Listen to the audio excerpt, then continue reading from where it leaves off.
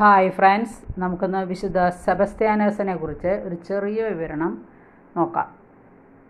3-ാം നൂറ്റാണ്ടിൽ ഫ്രാൻസിലെ നർബോൺ എന്ന സ്ഥലത്താണ് വിശുദ്ധ സെബസ്ത്യാനോസ് ജനിച്ചത്.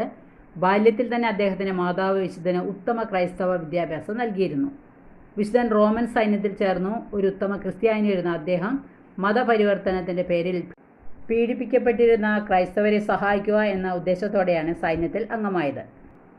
എന്നാൽ സെബാസ്റ്റ്യൻ്റെ ഇത്തരം ധീരസേവനങ്ങൾ അധികം നീണ്ടു നിന്നില്ല. വിശുദ്ധൻ ഒരു ക്രിസ്ത്യാനിയാണെന്ന വസ്തുത ഡയോക്ലീഷ്യൻ ചക്രവർത്തി അറിഞ്ഞു. വിശ്വാസവഞ്ചനയും കൃത്യലംഘനവും വിശുദ്ധനിൽ ആരോപിച്ച ചക്രവർത്തി ക്രിസ്തുമതം ഉപേക്ഷിച്ച് ദേവന്മാരെ പൂജിക്കുവാൻ ഉപദേശിച്ചു.